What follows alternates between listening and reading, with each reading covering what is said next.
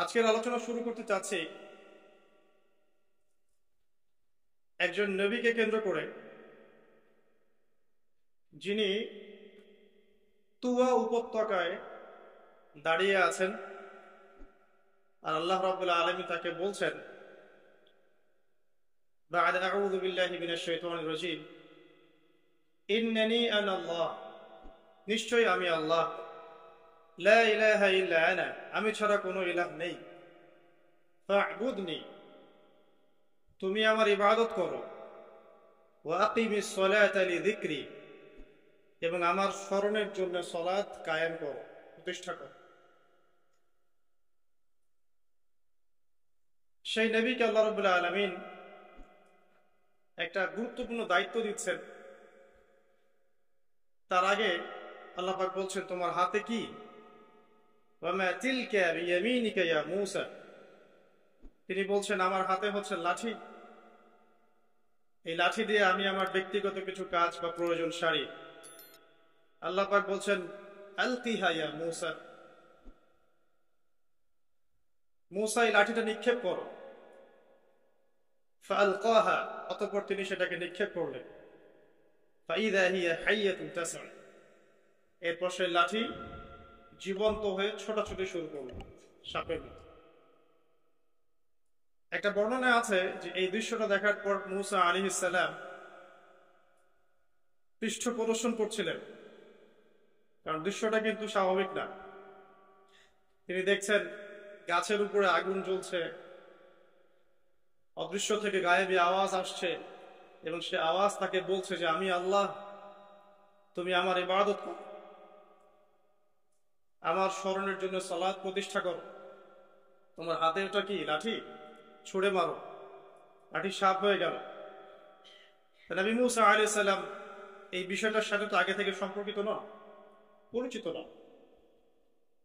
এবার আল্লাহ পাক বলছেন, তোমার হাত তোমার বগলের ভিতরে প্রবেশ করো, এরপরে বের করো, দেখবে হাত থেকে জ্যোতির্ময় আলো নির্গত হচ্ছে। এই তুয়া উপত্যকায় দাঁড়িয়ে এই নবী মূসা আলাইহিস সালাম আল্লাহ রাব্বুল আলামিনের কাছে একটা দোয়া করছেন। কি দোয়া? তিনি বলছেন, রব্বিশ শরহ লি সদরি, হে আমার রব, আমার সদর, আমার বুকটাকে প্রশস্ত করে দিন। এর অর্থ এটাও হতে পারে যে আমার সাহসকে বৃদ্ধি করুন। ওয়া ইয়াসসির লি আমরি, এবং আমার কাজকে খুব সহজ করে দিন। আল্লাহ পাক যার জন্য কঠিন করে দিবেন তার জন্য কাজ কখনো সহজ নয়। আল্লাহ যার জন্য কাজ সহজ করে দিবেন তার জন্যই কাজ সহজ। আমরা বলি রব্বি ইয়াসসির ওয়া লা তুআসসির ওয়া তাম্মিম আলাইনা বিল খায়র। ওয়া ইয়াসসির লি আমরি ওয়াহলুল উকদাতাম মিন লিসানি, হে আল্লাহ আমার জিহ্বার মধ্যে যে জড়তা আছে, এই মুখের জড়তাকে দূর করে দিন। ইয়াফকাহু কওলি, যাতে করে মানুষ আমার কথা বুঝতে পারে। ওয়াজআল লি ওয়াজিরাম মিন আহলি, আমার পরিবারের মধ্যে একজন ওজির আমাকে দান করুন। হারুন আখি, আমার ভাই হারুনকে দিন। হারুন আখিশদুদ বিহি আমরি, হারুন আখিশদুদ বিহি আমরি ওয়া আশরিকহু ফি আমরি। ওয়াজআল লি ওয়াজিরাম মিন আহলি, হারুন আখিশদুদ বিহি আজরি ওয়া আশরিকহু ফি আমরি। আমার পরিবারের মধ্যে হারুনকে আপনি আমার ওজির করে দিন, এবং আমার কাজে তাকে আপনি আমার সহযোগী বানিয়ে দিন।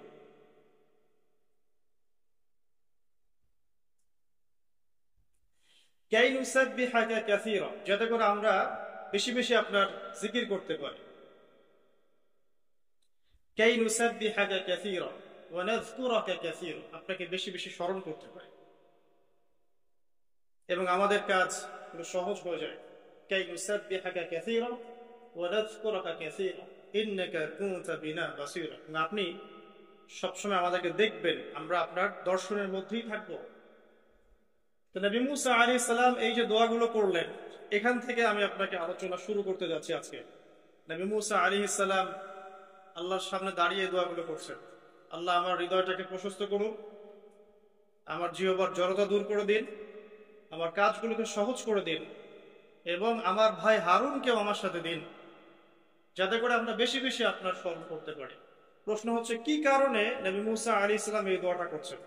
উত্তর, আল্লাহ পাক তাকে একটা বড় দায়িত্ব দিয়েছে, বিশাল দায়িত্ব। বলতে পারা যায় যে একটা চলমান বিশ্বের সবচেয়ে বড় স্বৈরাচারী শাসক, জালেম, কাফের, মুশরিক, সবচেয়ে বড় আল্লাহদ্রোহী, অহংকারী, মুতাকাব্বির, তার কাছে মুসা আলাইহিস সালামকে আল্লাহ পাক পাঠাচ্ছেন ইসলামের দাওয়াত দেওয়ার জন্য। এটা বিশাল, হিউজ টাস্ক, একটা বড় বিষয়, তাই নাকি? অনেক বড় বিষয়।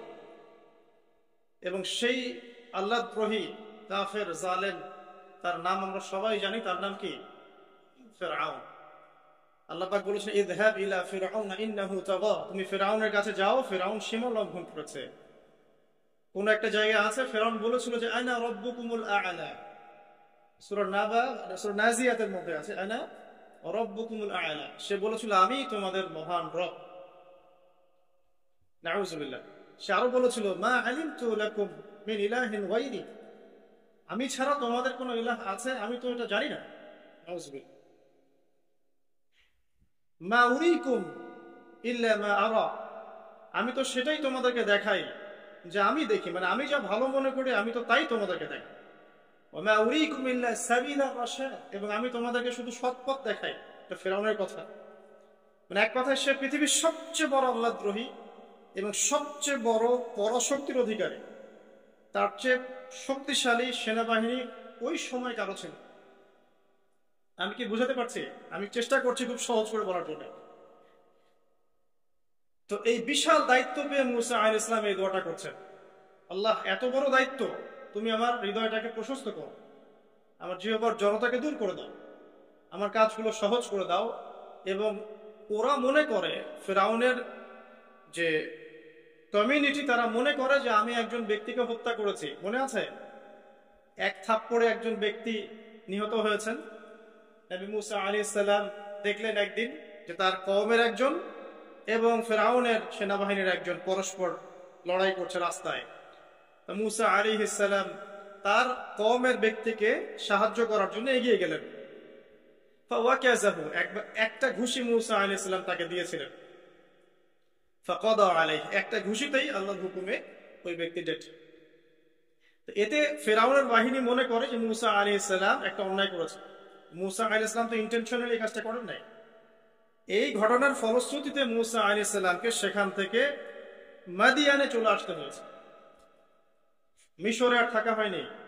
মাদিয়ানে এসে শুআয়ব আলাইহিস সালামের মেয়েকে বিয়ে করার পর তিনি সেখানে প্রায় 10 বছর অবস্থান করেছেন। এখন 10 বছর পর আল্লাহ রাব্বুল আলামিন তাকে বলছেন তুমি ফিরআউনের কাছে যাও, তুমি নবী, এবং তাকে ইসলামের দাওয়াত দাও। ইযহাবা ইলা ফিরআউনা ইন্নাহু তাগা, তুমি এবং হারুন দুইজন ফিরআউনের কাছে যাও এবং জেনে রাখো যে সে সীমা লঙ্ঘন করেছে, কিন্তু ফাকুলা লাহু কাওলান লাইয়িনা, ফিরআউনের সাথেও একটু নরম স্বরে কথা বলো। কারণ দাওয়াত দিতে হলে মানুষের সাথে নরম স্বরে কথা বলতে হয়। এখানে খেয়াল করে দেখেন, ফিরআউনের সংশোধনের জন্য আল্লাহ রাব্বুল আলামিন নবী মুসা আলাইহিস সালাম এবং হারুন আলাইহিস সালামকে পাঠাচ্ছেন এই মর্মে ওহী করে যে তোমরা ফিরআউনের কাছে যাও, তাকে ইসলামের দাওয়াত দিও, কিন্তু তার সাথে নরম সুরে কথা বলো। ফাকুলা লাহু কাওলান লাইয়িনা, তার সাথে নরম ভাবে কথা বলো। লাআল্লাহু ইয়াতাযাক্কারু আও ইয়াখশা, হয়তোবা সে উপদেশ গ্রহণ করবে এবং আমাকে ভয় করবে। আমি বলছি ফিরআউন পৃথিবীর সবচাইতে উদ্ধত, অহংকারী এবং কাফের মানুষ। তার ব্যাপারে দাওয়াত দেওয়ার সময় এই নসিহত। তাহলে আমরা যারা মুসলিমদের মধ্যে দাওয়াতি কাজ করি বা একে অন্যের ভুল সংশোধনের চেষ্টা করি, তাদের ভাষা কেমন হওয়া উচিত, পদ্ধতি কেমন হওয়া উচিত? আর কোন দলিলের প্রয়োজন আছে? মানে ভুল সংশোধনের নবমী একটা পদ্ধতি থাকে, এটা বাদ দিয়ে আমরা এখন ভুল সংশোধনের অনলাইনেই পদ্ধতি গ্রহণ করেছি, যেখানে একজন ব্যক্তিকে নিয়ে এসে কাপড় চোপড় খুলে ওয়াশিং মেশিনে ঢুকিয়ে দেওয়া এবং পিছনে লেগে থাকে কিছু আহলুল কমেন্ট। আছে না আহলুল কোরআন, আহলুল হাদিস, এরকম আছে আহলুল কমেন্ট। সারাদিন এসি রুমে বসে কমেন্ট, এটাই তার যুদ্ধ, এটাই তার জিহাদ ইসলামের জন্য। এটা খুব সহজ।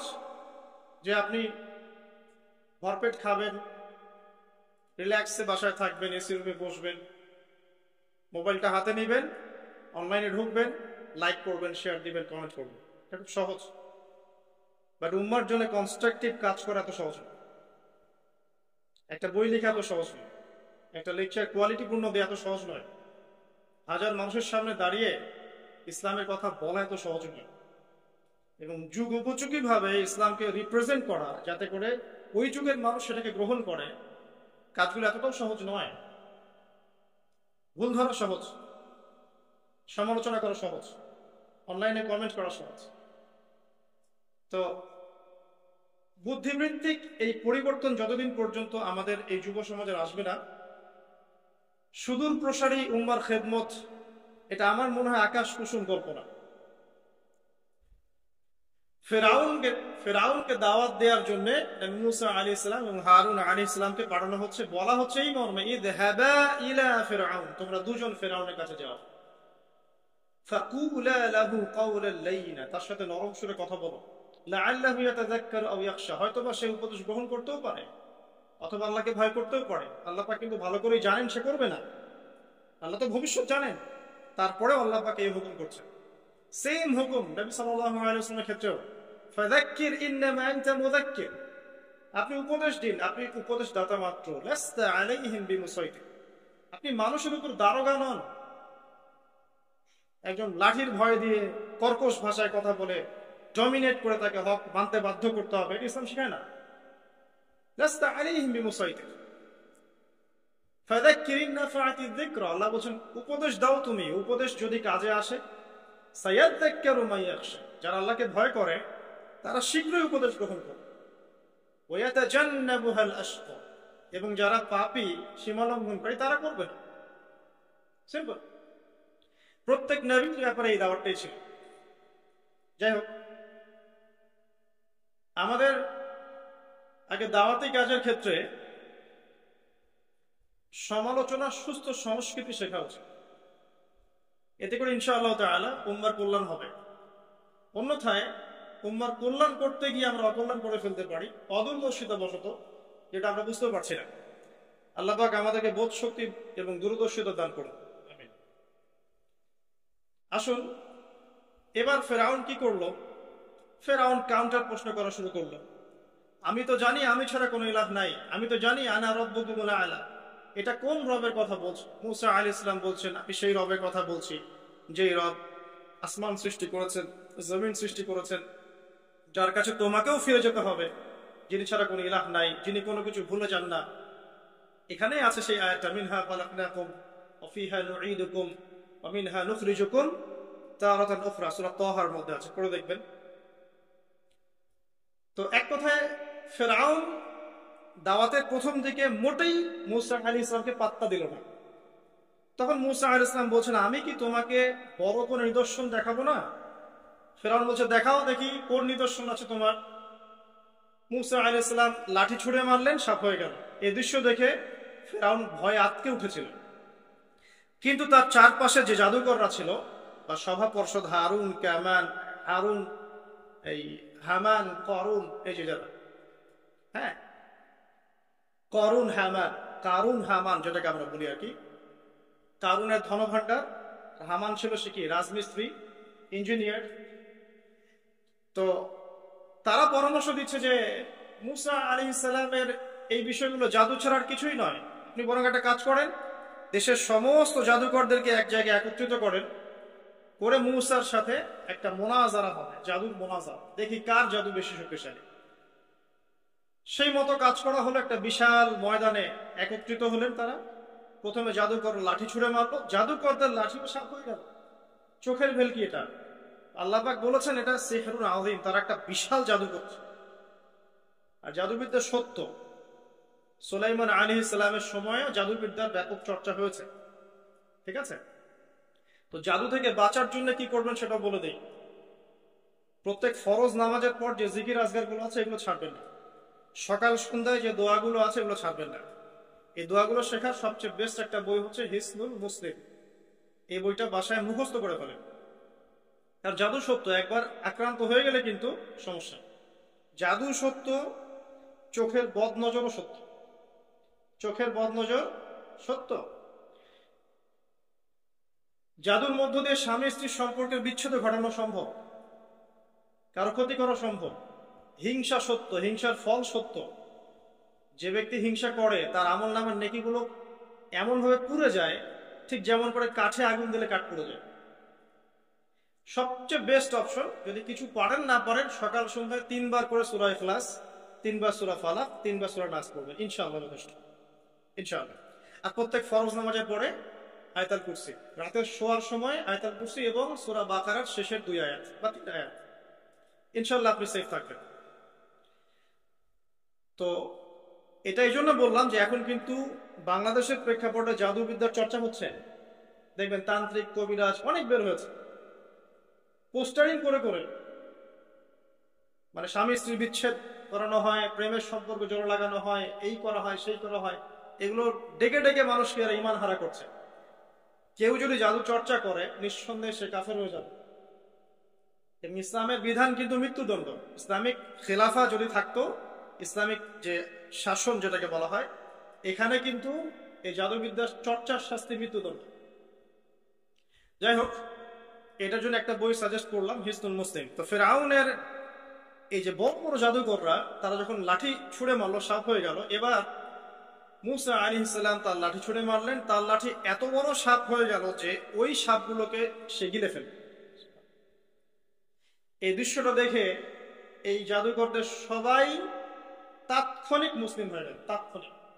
তারা বললো যে ক্বালু আমান্না বিরাব্বি হারুন ওয়া মূসা, তারা বলে উঠলো সমস্বরে যে আমরা হারুন এবং মূসার রবের প্রতি ঈমান নিয়ে আসলাম। কারণ তারা তো সবচেয়ে বড় জাদুকর, তারা জানেন যে আসলে কোনটা জাদু আর কোনটা মুজিজা, তারা ভালো বুঝতে পারবে। তো ফিরআউন এবার এখনো মানতে নারাজ। সে বলছে, আচ্ছা, ইন্নাহু কাবীরুকুম, নিশ্চয়ই ওই মূসা তোমাদের বড় লিডার হবে। আল্লামাকুমুস সিহর, সে তোমাদেরকে জাদু শিখিয়েছে মনে হয়। ফিরআউন বলছেন মূসা এবং হারুন সম্ভবত তোমাদের লিডার, সেই তোমাদেরকে জাদু শিখিয়েছে, নাউজুবিল্লাহ।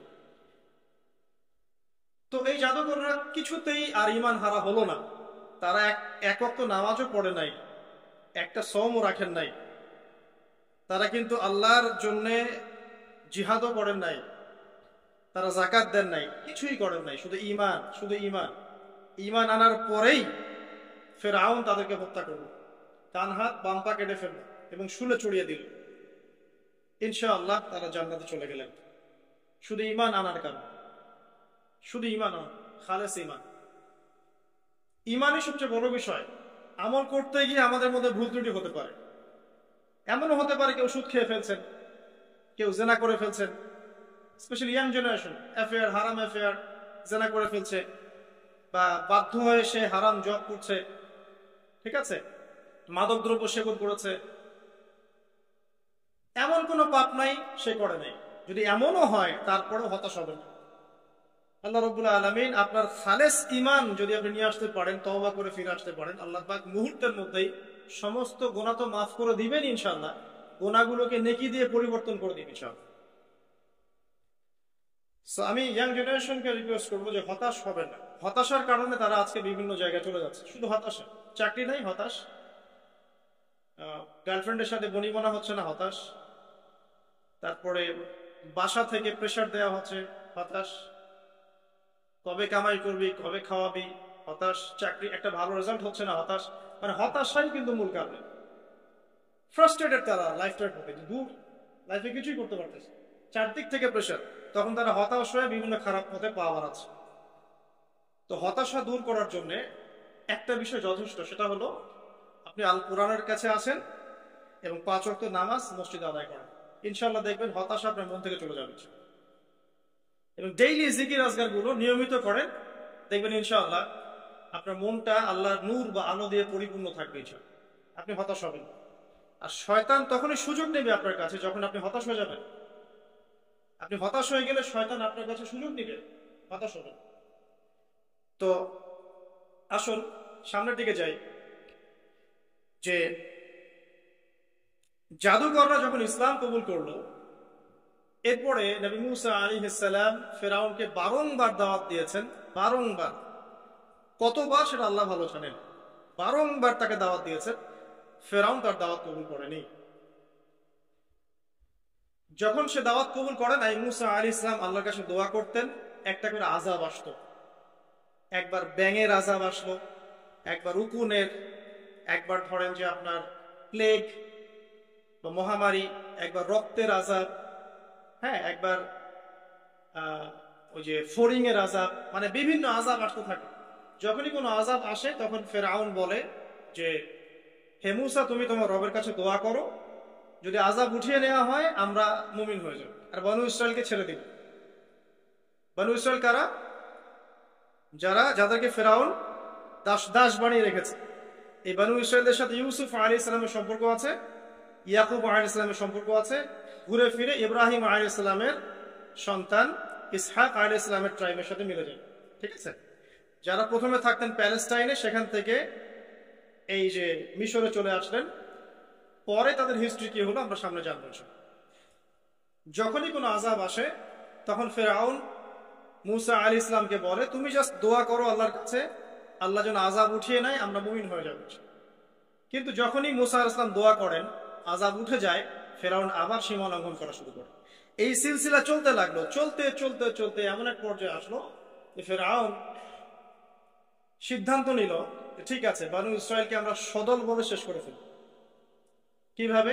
পরিকল্পনা করা হলো, ঠিক আছে বনু ইসরায়েলকে আমরা ছেড়ে দেই, মূসা তাকে নিয়ে যাক, যখন তারা লোহিত সাগরে পৌঁছাবে আমরা পিছন দিক থেকে ধাওয়া করে ওদেরকে পিছিয়ে দেব।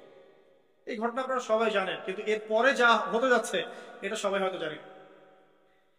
এবার আসেন, মূসা আলাইহিস সালাম বনু ইসরায়েলকে নিয়ে যাচ্ছেন, সামনে লোহিত সাগর, পিছনে ফেরাউনের বাহিনী ধাওয়া করছে। উদ্দেশ্য মূসা এবং বনু ইসরায়েল সবাইকে একসাথে শেষ করে ফেলা। আর বলে রাখি যে ফেরাউনের কাছে ছিল তৎকালীন সময়কার সবচেয়ে সেরা সেনাবাহিনী, সুপার পাওয়ার, এখনকার ওই যে ন্যাটো, রাশিয়া, চায়নার মতো আর। তো আল্লাহ রাব্বুল আলামিন পরিকল্পনা করেছেন এখানে কোনো একটা। মূসা আলাইহিস সালামের কওমের মানুষরা, কিছু কিছু মানুষ বলা শুরু করলো ইয়া মূসা ইন্না লামুদরাকুন, হে মূসা আমরা তো ধরা পড়ে গেলাম, সামনে লোহিত সাগর, পিছনে ফেরাউন। মূসা আলাইহিস সালাম এইরকম অবস্থাতেও বলছেন কাল্লা, কখনো না, কশ্চিন কালেও না, ইন্না রাব্বি মাইয়া সায়াহদিন, আমার সাথে আমার রব আছেন, তিনি আমাকে পথ দেখান। চিন্তা করতে পারেন, এই কথা কিন্তু আমাদের নবী একদিন বলেছিলেন, যখন আবু বকর সিদ্দিক রাদিয়াল্লাহু আনহুর সাথে তিনি গারে সাউরে আটকা পড়েছেন, আত্মগোপন করেছেন, এখন কাফেররা চারপাশ থেকে ঘিরে ফেলেছে। তখন আবু বকর রাদিয়াল্লাহু আনহু কি বলছিলেন? ইয়া রাসূলুল্লাহ, তারা তো আমাদেরকে দেখে ফেলবে, নিচে তাকাইলে দেখে ফেলবে। রাসূল সাল্লাল্লাহু আলাইহি ওয়াসাল্লাম বলেন কখনো না, কখনো না, লা তাহজান, তুমি দুশ্চিন্তা করো না, ইন্নাল্লাহা মা'ানা, আল্লাহ আমাদের সাথে আছে। এগুলো কিন্তু চারটাখানি কথা না। যখন আপনি বিপদে পড়ে একনিষ্ঠভাবে আল্লাহর প্রতি তাওয়াক্কুল করে খালি বলবেন যে হাসবি আল্লাহ ওয়া নি'মাল ওয়াকিল, আল্লাহই আমার জন্য যথেষ্ট, তিনি উত্তম কর্মবিধায়ক, আল্লাহ পাকের দায়িত্ব হয়ে যাবে আপনাকে সাহায্য করা ইনশাআল্লাহ। কোনো টেনশন করবেন না। যখনই কোনো বিপদ আপদে পড়বেন মন থেকে বলবেন হাসবি আল্লাহ ওয়া নি'মাল ওয়াকিল অথবা হাসবুনাল্লাহ ওয়া নি'মাল ওয়াকিল, ইনশাআল্লাহ দেখবেন আল্লাহর সাহায্য নেমে আসবে। তো মূসা আলাইহিস সালাম এই কথা বললেন, বলা মাত্রই কি হলো? বলা মাত্রই আল্লাহ রাব্বুল আলামিন ওহী করলেন যে লাঠি তুমি ছুঁড়ে মারো। এখন মূসা আলাইহিস সালাম সেই লাঠি ছুঁড়ে মারলেন লোহিত সাগরে। একটা দুটো নয়, একটা দুটো নয়, 12টা রাস্তা হয়ে গেল। এগুলো কোনো রূপকথা নয়, কিন্তু এটা বাস্তব, এটা হয়েছে পৃথিবী। একজন আলেম একটা কথা বলেছিলেন একদিন, যে আগে মানুষ যত বেশি আল্লাহর কাছাকাছি থাকতো, আল্লাহ পাকের নুসরা মানে সাহায্য তত কাছে থাকত। যখন মানুষ আল্লাহ থেকে দূরে সরা শুরু করেছে, আল্লাহ পাকের নুসরাও আস্তে আস্তে আস্তে আস্তে শুরু হচ্ছে। এমনও হয়েছে এক সময় যে আসমান থেকে আল্লাহ পাক খাবার নাজিল করেছেন, এখন আপনি কল্পনা করতে পারছেন না। এমন হয়েছে এক সময় নেককার বান্দা হাত তুলে দোয়া করেছে, বৃষ্টি বর্ষণ শুরু হয়েছে। এখন সবাই মিলে আমরা ইস্তেসকার নামাজ পড়ছি, বৃষ্টি হচ্ছে না। না, আমাদের মন থেকে আল্লাহ পাক যত দূরে চলে যাচ্ছে গিয়েছেন, আল্লাহ পাকের নুসরা, সাহায্য, যে গায়েবী মাদাত, এটাও দূরে চলে যাচ্ছে। খেয়াল করে দেখবেন তো। 12টা রাস্তা হওয়ার পরে বনু ইসরাইল পার হয়ে গেল। এবার মুসা আলাইহিস সালামকে ধাওয়া করার জন্য ফেরাউন তার পুরো সেনাবাহিনী নিয়ে লোহিত সাগরে ঝাঁপ। এই ঘটনা আপনারা সবাই জানেন। এরপর আল্লাহ রাব্বুল আলামিন এক মুহূর্তের মধ্যে, 1 সেকেন্ডেরও কম সময়ের মধ্যে এই ফেরাউন এবং তার দলবলকে এই পানিতে ডুবিয়ে দিলেন। 1 সেকেন্ডেরও কম সময়ের মধ্যে, মুহূর্তের মধ্যে। যে ফেরাউন ছিল বিশ্বের পরাশক্তি, যার কাছে বিশ্বের সবচেয়ে বড় সেনাবাহিনী ছিল, যে সুদীর্ঘকাল বনু ইসরায়েলের উপর জুলুম করেছে এবং সে দাবিও করেছে আমি হচ্ছি মহান রব, তাকে আল্লাহ পাক সদল বলে ডুবিয়ে দিলেন। ডোবার সময় এই ফেরাউন একটা কথা বলছে, সে বলছে যে আমানতু বিরব্বি হারুন ওয়া মূসা। ডোবার সময় ফেরাউন বলছে যে আমি হারুন এবং মূসার রবের প্রতি ঈমান আনলাম। আল্লাহ পাক এখন বলছেন আল-আন, এখন ঈমান আনছো, ওয়াকাদ আসাইতা মিন ক্বাবল, এর পূর্বে তুমি সীমা লঙ্ঘন করেছিলে এবং তুমি ফাসাদ সৃষ্টিকারীদের অন্তর্ভুক্ত ছিলে। এখন আমি কি করবো জানো? আলা আল ইয়াউমা নুনাজ্জিকা বিবাদানিক, আজকে আমি তোমার এই বডি, তোমার বাদান, এই বাদানটাকে প্রিজার্ভ করব, সংরক্ষণ করব। তোমার শরীরটাকে, দেহটাকে আমি সংরক্ষণ করে রাখবো। কি জন্যে? লিতাকুনা লিমান খালফাকা আয়া, তোমার পরবর্তীতে যারা আসবে ওদের জন্য তুমি যেন নিদর্শন হতে পারো। ওয়া ইন্না কাসীরাম মিনান নাস আন আয়াতিনা লাগাফিলুন, এবং মানুষের মধ্যে বেশিরভাগ মানুষই আমার নিদর্শনগুলো সম্পর্কে গাফেল। আল্লাহ পাক ফেরাউনের বডি কেন প্রিজার্ভ করেছেন? যাতে করে ফেরাউনের এই মমি বা ফেরাউনের এই যে বডি, এটা যেন তার পরবর্তী যুগের মানুষদের জন্য নিদর্শন হয়। ঠিক আছে, এই পয়েন্টটা আপনি এখন মাথায় রেখে দেন। লেকচারের এই জায়গায় এসে এই পয়েন্টটা জাস্ট মাথায় রেখে দেন যে আল্লাহ পাক কেন ফেরাউনের বডিটাকে প্রিজার্ভ করেছেন, যাতে পরবর্তী জেনারেশন যারা আসবে তাদের জন্য ফেরাউনের এই লাশটা কি হয়? নিদর্শন হয়।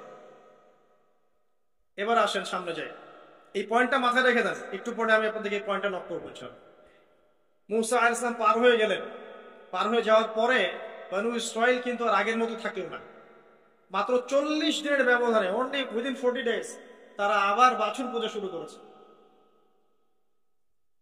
মুসা আলাইহিস সালাম তাওরাত আনতে গিয়েছেন, তাওরাত এনে দেখেন যে কওম বাছুর পূজা শুরু করেছে, ফাসাদ সৃষ্টি করে দিয়েছে। সামেরি নামে একজন ব্যক্তি সর্বপ্রথম এই কাজটা শুরু করেছেন। এই ঘটনা সূরা তোহার মধ্যে আছে। শুধু তাই নয়, তারা অন্য যে ফাসাদ গুলো ছিল সেগুলো শুরু করলো। পাশাপাশি তারা হারুন আলাইহিস সালামকে চার্জ করেছিল, মানে হারুন আলাইহিস সালামকে বাধ্য করেছে যেন তিনি কিছু বলতে না পারেন। মুসা আলাইহিস সালাম ফিরে এসে তার কওমের এই অবস্থা দেখে খুব ব্যথিত হলেন।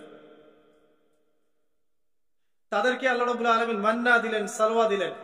তারপরেও মুসা আলাইহিস সালামের কওমের কিছু ব্যক্তি বলল, লান নুমিনা লাকা মুসা, আমরা তোমার উপর ঈমান আনবই না, হাত্তা নারাল্লাহ জাহরা, যতক্ষণ না আমরা আল্লাহকে সচক্ষে দেখছি। দেখেন কোন বনু ইসরাইল, যাদেরকে আল্লাহ পাক ফেরাউনের কবল থেকে বাঁচিয়ে নিয়ে আসলেন, আসার 40 দিনের মধ্যেই শিরক করা শুরু করলো। আল্লাহকে দেখতে চাচ্ছে। এখন মান্না সালওয়া খাবার আসছে, তারা বলছে যে আমাদের এই খাবার পছন্দ না।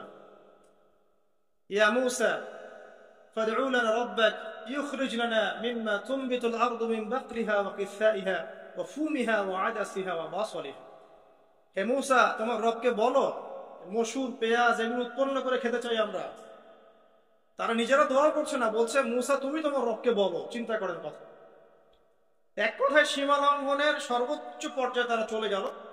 মুসা আলাইহিস সালাম যখন ইন্তেকাল করলেন, তখন ইন্তেকাল করার আগে, ঠিক আগে একটা আদেশ আল্লাহ পাক দিয়েছিলেন। এই জায়গাটা একটু ভালো করে বোঝেন। মুসা আলাইহিস সালাম ইন্তেকাল করার আগে আল্লাহ রাব্বুল আলামিন একটা আদেশ করেছিলেন। সেটা কি?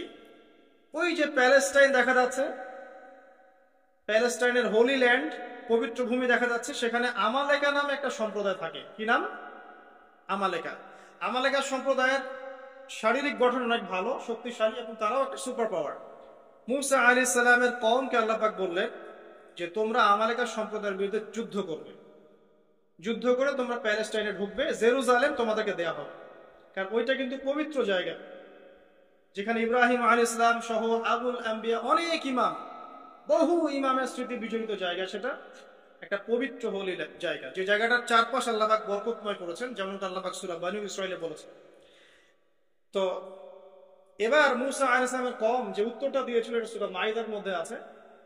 মূসা আলাইহিস সালামের কওম বলছে, ইয়া মূসা, হে মূসা, ইযহাবা আনতা ওয়া রাব্বুকা ফাকাতিলা, তুমি আর তোমার রব গিয়ে যুদ্ধ করো, যাও।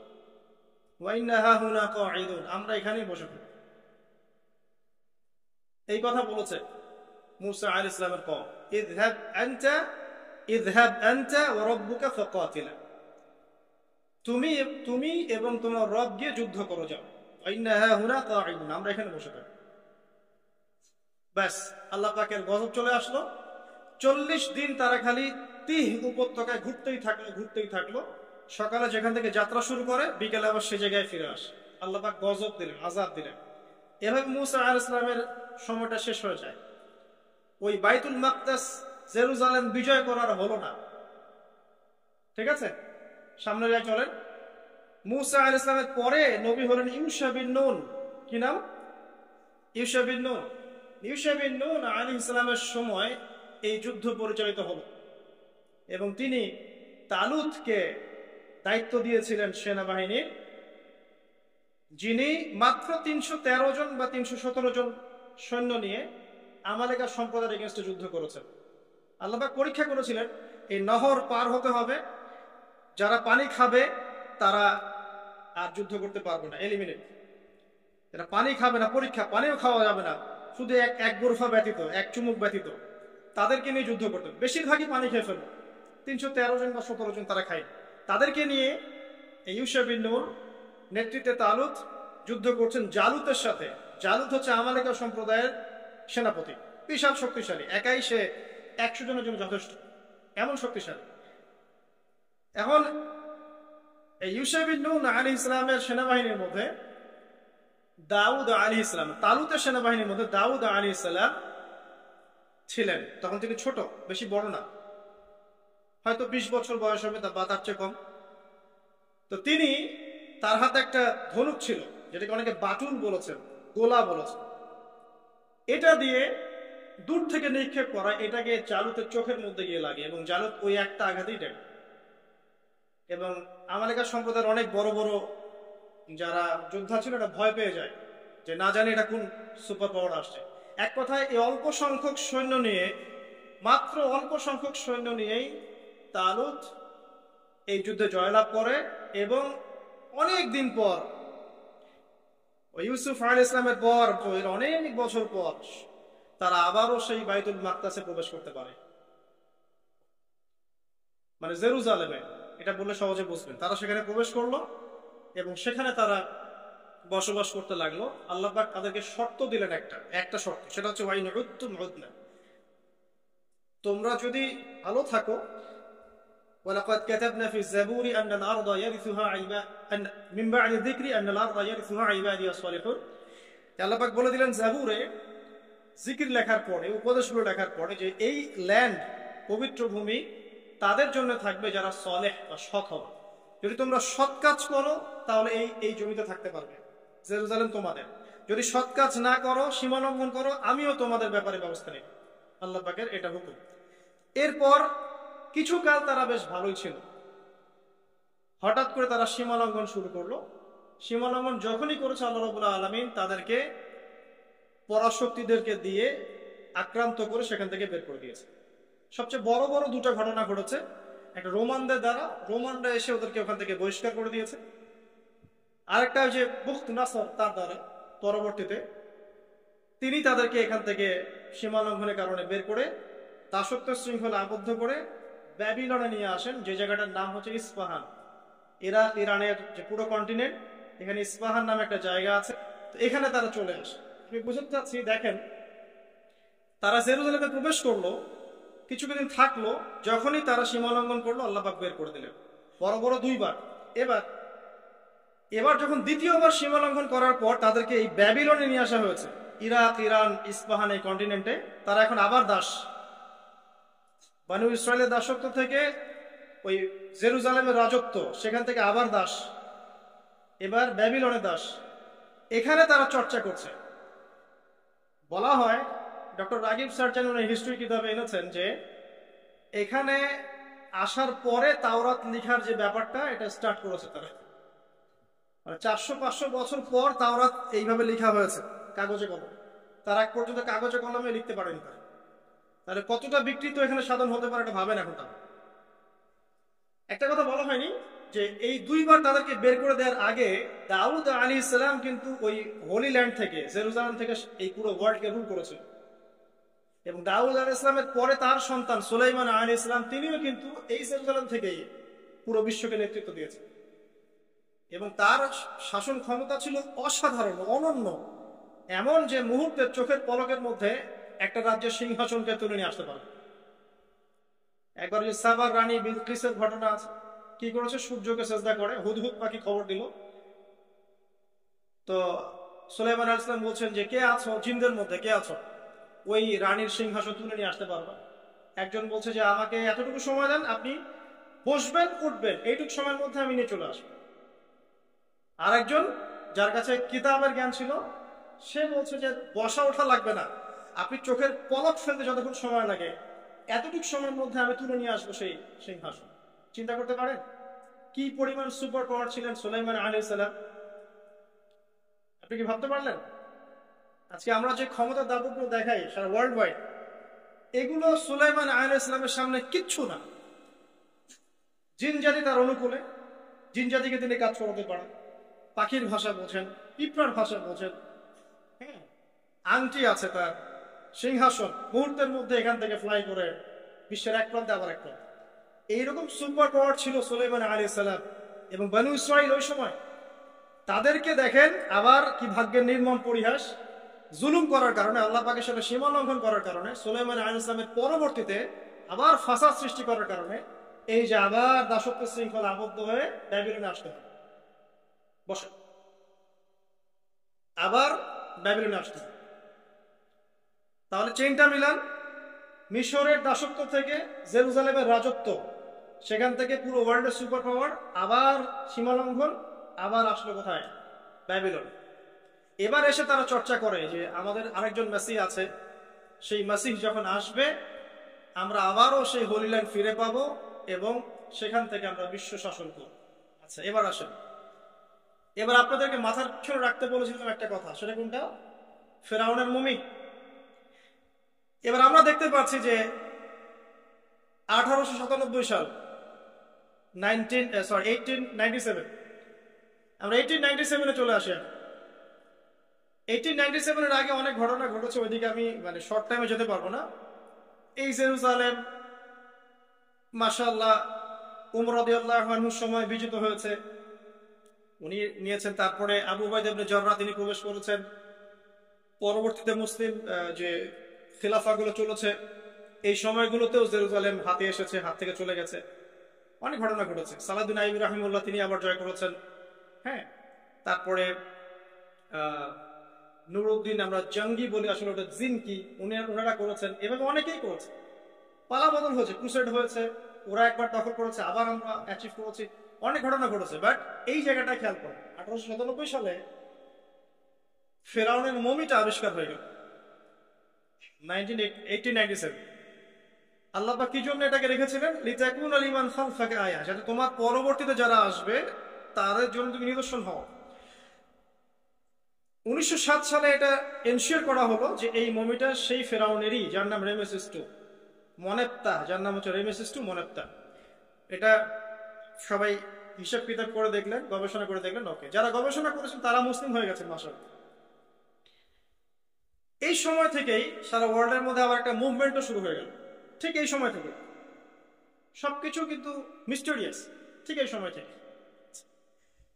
এবার আসেন এই মুভমেন্টটা কি করা শুরু করলো। প্রথমে ইকোনমি সমৃদ্ধ করা শুরু করলো এবং প্রচন্ড অর্থনৈতিকভাবে শক্তিশালী হয়ে গেল। গোল্ডের বিজনেস করা শুরু করলো, আফ্রিকান কন্টিনেন্টে মাইনিং করা শুরু করলো, হীরার খনিগুলো মাইন করা শুরু করলো, আফ্রিকার দরিদ্র কান্ট্রিগুলো থেকে মাইনিং করা শুরু করলো। দোয়া করি বেশি বেশি করে উম্মার জন্য, এবং উম্মাকে নিয়ে চিন্তা করি, ফিকির করি। আত্মকেন্দ্রিক চিন্তা বাদ দিয়ে গ্লোবাল চিন্তা করি, উম্মাকে নিয়ে চিন্তা করি। আমাদের চিন্তা তো সংকীর্ণ, নিজ নিজ দল, পথ, মত, এগুলোর মধ্যে চিন্তার গণ্ডি সীমাবদ্ধ হয়ে পড়েছে। চিন্তাকে একটু প্রশস্ত করি, সবাইকে মুসলিম ভাবতে শিখি। সবাই মুসলিম আমার ভাই, ত্রুটি থাকতে পারে, আপনার সাথে আমার মাযহাবি মানে ইখতিলাফ থাকতে পারে, আদর্শগত ইখতিলাফ থাকতে পারে, বাট দিন শেষে আপনি আমার ভাই মুসলিম। একটা ইউনাইটেড চিন্তা করতে পারি যে না, আমরা সবাই মুসলিম।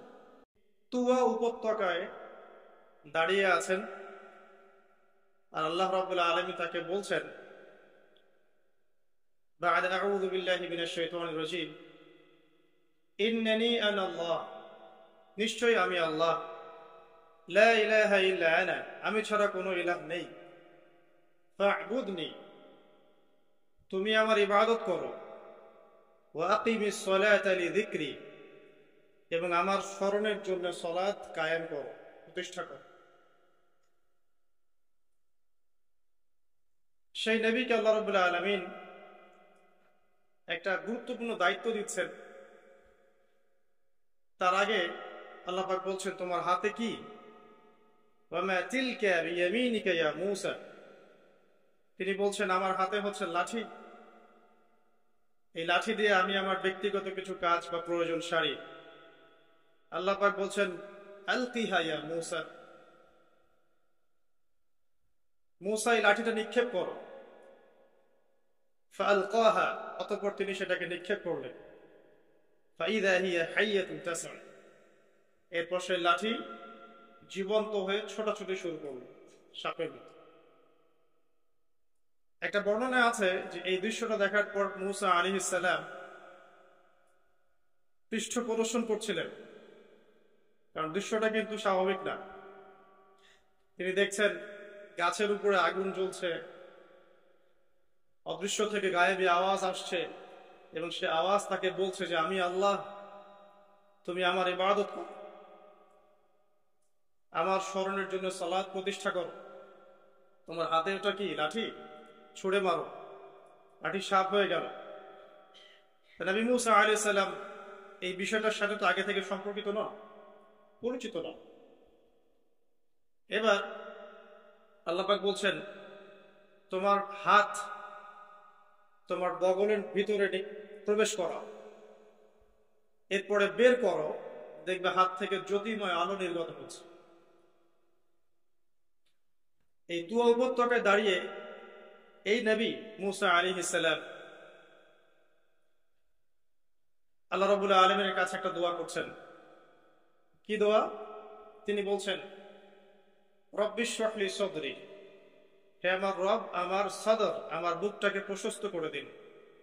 এর অর্থ এটাও হতে পারে যে আমার সাহসকে বৃদ্ধি করুন। ওয়া ইয়াসসির লি আমরি, এবং আমার কাজকে খুব সহজ করে দিন। আল্লাহ পাক যার জন্য কঠিন করে দিবেন তার জন্য কাজ কখনো সহজ নয়।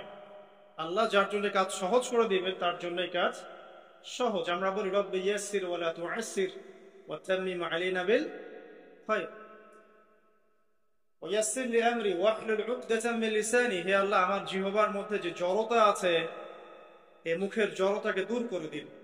ইয়াফকাহু কওলি, যাতে করে মানুষ আমার কথা বুঝতে পারে। ওয়াজআল লি ওয়াজিরাম মিন আহলি, আমার পরিবারের মধ্যে একজন ওজির আমাকে দান করুন। হারুন আখি, আমার ভাই হারুনকে দিন। হারুন আখি ইশদুদ বিহি আমরি, হারুন আখি ইশদুদ বিহি আমরি ওয়া আশরিকহু ফি আমরি। ওয়াজআল লি ওয়াজিরাম মিন আহলি, হারুন আখি ইশদুদ বিহি আজরি ওয়া আশরিকহু ফি আমরি। আমার পরিবারের মধ্যে হারুনকে আপনি আমার ওজির করে দিন, এবং আমার কাজে তাকে আপনি আমার সহযোগী বানিয়ে দিন।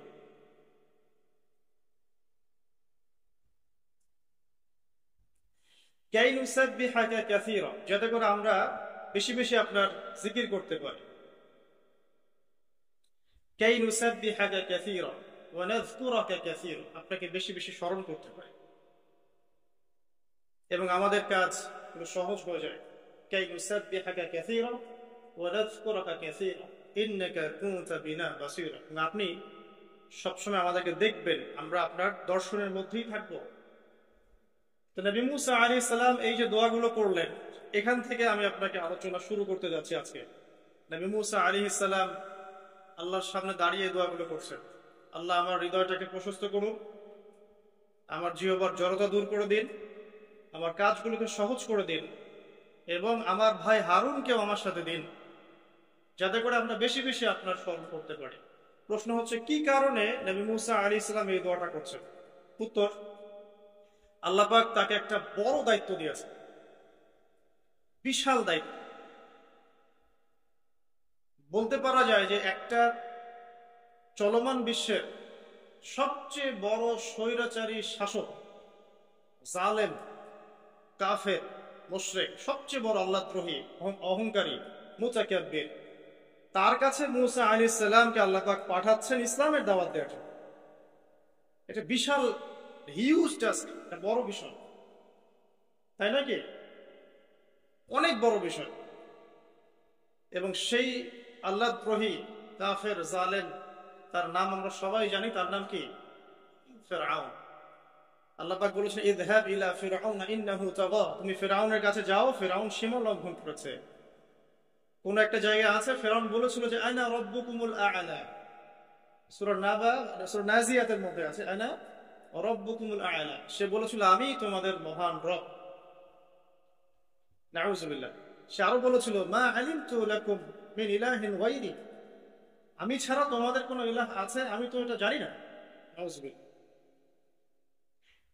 মা উরিকুম ইল্লা মা আরা, আমি তো সেটাই তোমাদেরকে দেখাই যে আমি দেখি, মানে আমি যা ভালো মনে করি আমি তো তাই তোমাদেরকে দেখাই। ওয়া মা উরিকুম ইল্লা সাবিলা রাশাদ, এবং আমি তোমাদেরকে শুধু সৎ পথ দেখাই। এটা ফিরআউনের কথা। মানে এক কথায় সে পৃথিবীর সবচেয়ে বড় আল্লাহদ্রোহী এবং সবচেয়ে বড় পরাশক্তির অধিকারী। তার চেয়ে শক্তিশালী সেনাবাহিনী ওই সময় কারো ছিল। আমি কি বুঝাতে পারছি? আমি চেষ্টা করছি খুব সহজ করে বলার জন্য। তো এই বিশাল দায়িত্ব পেয়ে মুসা আলাইহিস সালাম এই দোয়াটা করছেন, আল্লাহ এত বড় দায়িত্ব, তুমি আমার হৃদয়টাকে প্রশস্ত করো, আমার জিহ্বার জড়তাকে দূর করে দাও, আমার কাজগুলো সহজ করে দাও। এবং ওরা মনে করে, ফিরআউনের যে কমিউনিটি, তারা মনে করে যে আমি একজন ব্যক্তিকে হত্যা করেছি। মনে আছে, এক থাপ্পড়ে একজন ব্যক্তি নিহত হয়েছেন। নবী মুসা আলাইহিস সালাম দেখলেন একদিন যে তার কওমের একজন এবং ফিরআউনের সেনাবাহিনীর একজন পরস্পর লড়াই করছে রাস্তায়। তো মুসা আলাইহিস সালাম তার কওমের ব্যক্তিকে সাহায্য করার জন্য এগিয়ে গেলেন। ফাওয়াকাযাহু, একটা ঘুষি মুসা আলাইহিস সালাম তাকে দিয়েছিলেন। ফাকাদা আলাইহি, একটা ঘুষিতেই আল্লাহর হুকুমে ওই ব্যক্তি ডেড। তো এতে ফিরআউনের বাহিনী মনে করে যে মুসা আলাইহিস সালাম একটা অন্যায় করেছে। মুসা আলাইহিস সালাম তো ইন্টেনশনালি কাজটা করেন নাই। এই ঘটনার ফলশ্রুতিতে মুসা আলাইহিস সালামকে সেখান থেকে মাদিয়ানে চলে আসতে হয়েছে, মিশরে আর থাকা হয়নি। মাদিয়ানে এসে শুআয়ব আলাইহিস সালামের মেয়েকে বিয়ে করার পর তিনি সেখানে প্রায় 10 বছর অবস্থান করেছেন। এখন 10 বছর পর আল্লাহ রাব্বুল আলামিন তাকে বলছেন, তুমি ফিরআউনের কাছে যাও, তুমি নবী, এবং তাকে ইসলামের দাওয়াত। ইযহাবা ইলা ফিরআউন ইন্নাহু তাগা, তুমি এবং হারুন দুইজন ফিরআউনের কাছে যাও এবং জেনে রাখো যে সে সীমা লঙ্ঘন করেছে, কিন্তু ফাকুলা লাহু কাওলান লাইয়িনা, ফিরআউনের সাথেও একটু নরম স্বরে কথা বলো, কারণ দাওয়াত দিতে হলে মানুষের সাথে নরম স্বরে কথা বলতে হয়। এখানে খেয়াল করে দেখেন, ফিরআউনের সংশোধনের জন্য আল্লাহ রাব্বুল আলামিন নবী মুসা আলাইহিস সালাম এবং হারুন আলাইহিস সালামকে পাঠাচ্ছেন এই মর্মে ওহী করে যে তোমরা ফিরআউনের কাছে যাও, তাকে ইসলামের দাওয়াত দিও, কিন্তু তার সাথে নরম সুরে কথা বলো। ফাকুলা লাহু কাওলান লাইয়িনা, তার সাথে নরম ভাবে কথা বলো। লাআল্লাহু ইয়াতাযাক্কারু আও ইয়াখশা, হয়তোবা সে উপদেশ গ্রহণ করবে এবং আমাকে ভয় করবে। আমি বলছি, ফিরআউন পৃথিবীর সবচাইতে উদ্ধত, অহংকারী এবং কাফের মানুষ। তার ব্যাপারে দাওয়াত দেওয়ার সময় এই নসিহত। তাহলে আমরা যারা মুসলিমদের মধ্যে দাওয়াতি কাজ করি বা একে অন্যের ভুল সংশোধনের চেষ্টা করি, তাদের ভাষা কেমন হওয়া উচিত, পদ্ধতি কেমন হওয়া উচিত? আর কোন দলিলের প্রয়োজন আছে? মানে ভুল সংশোধনের নবমী একটা পদ্ধতি থাকে, এটা বাদ দিয়ে আমরা এখন ভুল সংশোধনের অনলাইনেই পদ্ধতি গ্রহণ করেছে, যেখানে একজন ব্যক্তিকে নিয়ে এসে কাপড় চোপড় খুলে ওয়াশিং মেশিনে ঢুকিয়ে দেওয়া এবং পিছনে লেগে থাকে কিছু আহলুল কমেন্ট আছে না, আহলুল কোরআন, আহলুল হাদিস, এরকম আছে আহলুল কমেন্ট। সারাদিন এসি রুমে বসে কমেন্ট, এটাই তার যুদ্ধ, এটাই তার জিহাদ ইসলামের জন্য। এটা খুব সহজ যে আপনি ভরপেট খাবেন, রিল্যাক্সে বাসায় থাকবেন, এসি রুমে বসবেন, মোবাইলটা হাতে নেবেন, অনলাইনে ঢুকবেন, লাইক করবেন, শেয়ার দিবেন, কমেন্ট করবেন। এটা খুব সহজ।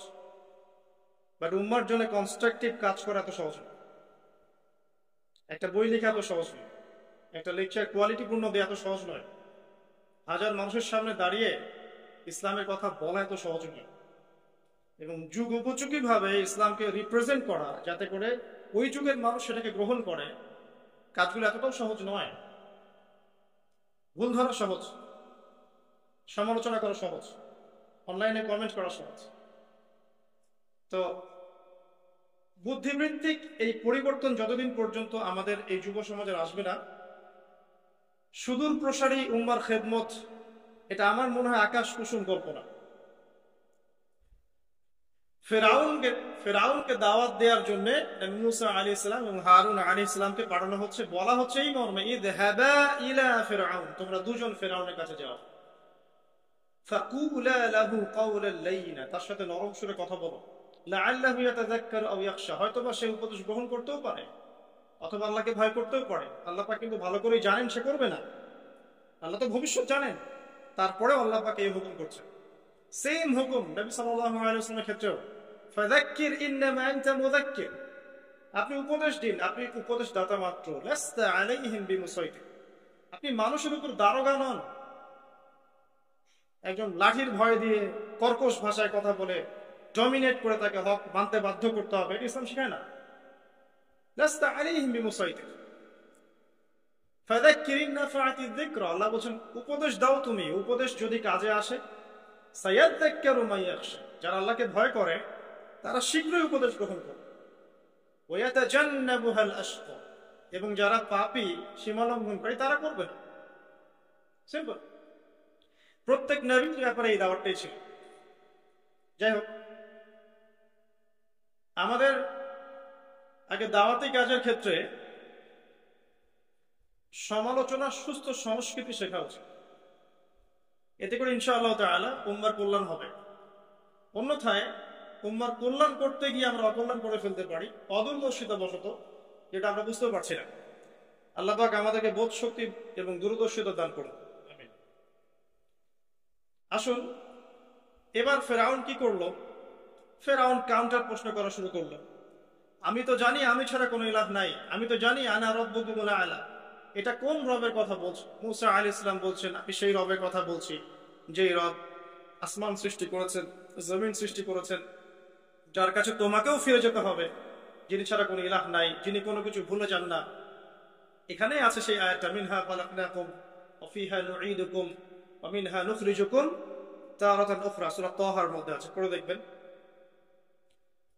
তো এক কথায় ফেরাউন দাওয়াতের প্রথম দিকে মোটেই মুসা আলাইহিস সালামকে পাত্তা দিল না। তখন মুসা আলাইহিস সালাম বলছেন, আমি কি তোমাকে বড় কোনো নিদর্শন দেখাবো না?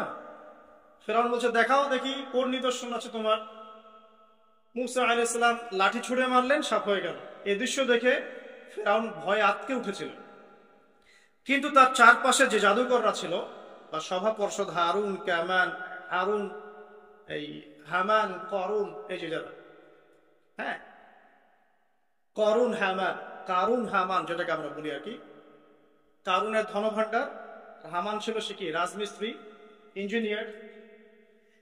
তো তারা পরামর্শ দিচ্ছে যে মুসা আলাইহিস সালামের এই বিষয়গুলো জাদু ছাড়ার কিছুই নয়, আপনি বরং একটা কাজ করেন, দেশের সমস্ত জাদুকরদেরকে এক জায়গায় একত্রিত করেন, করে মুসার সাথে একটা মোনাজারা হবে, জাদুর মোনাজারা, দেখি কার জাদু বেশি শক্তিশালী। সেই মতো কাজ করা হলো, একটা বিশাল ময়দানে একত্রিত হলেন তারা। প্রথমে জাদুকর লাঠি ছুঁড়ে মারলো, জাদুকরদের লাঠিও সাপ হয়ে গেল, চোখের ভেলকি। এটা আল্লাহ পাক বলেছেন এটা সিহরুন আযীম, তারা একটা বিশাল জাদু করছে। আর জাদুবিদ্যা সত্য, সুলাইমান আলাইহিস সালামের সময়ও জাদুবিদ্যার ব্যাপক চর্চা হয়েছে। ঠিক আছে, তো জাদু থেকে বাঁচার জন্য কি করবেন সেটা বলে দেই। প্রত্যেক ফরজ নামাজের পর যে জিকির আজগার গুলো আছে এগুলো ছাড়বেন না। সকাল সন্ধ্যায় যে দোয়াগুলো আছে এগুলো ছাড়বেন না। এই দোয়াগুলো শেখার সবচেয়ে বেস্ট একটা বই হচ্ছে হিসনুল মুসলিম। এই বইটা বাসায় মুখস্থ করে ফেলেন। কারণ জাদু সত্য, একবার আক্রান্ত হয়ে গেলে কিন্তু সমস্যা। জাদু সত্য, চোখের বদনজরও সত্য। চোখের বদনজর সত্য। জাদুর মধ্য দিয়ে স্বামী স্ত্রীর সম্পর্কের বিচ্ছেদ ঘটানো সম্ভব, কারো ক্ষতি করা সম্ভব। হিংসা সত্য, হিংসার ফল সত্য।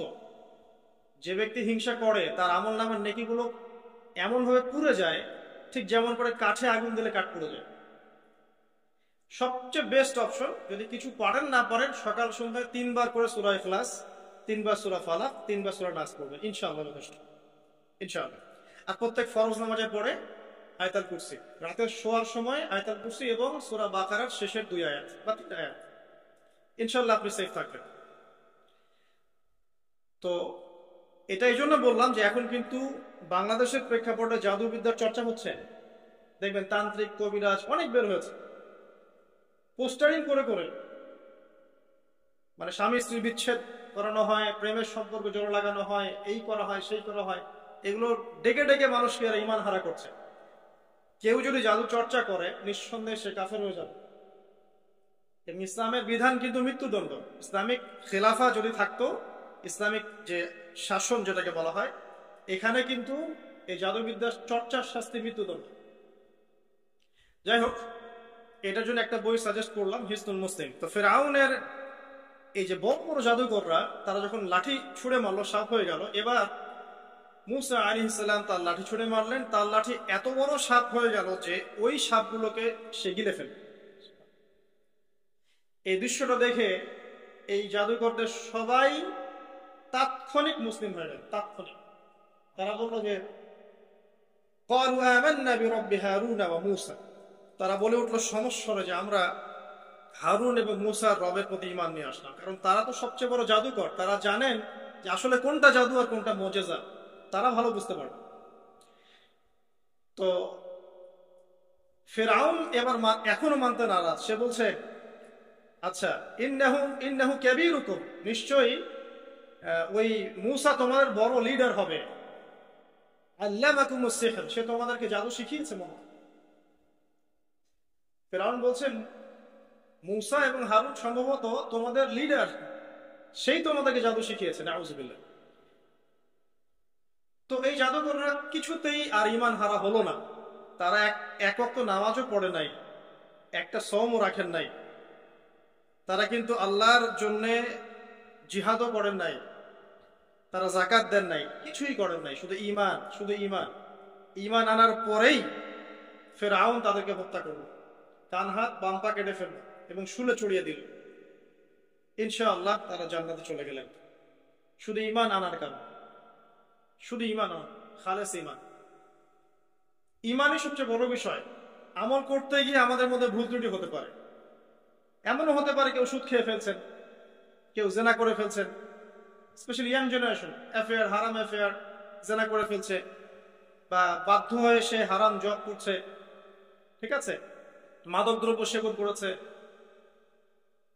এমন কোনো পাপ নাই সে করে নাই। যদি এমনও হয় তারপরেও হতাশ হবে না।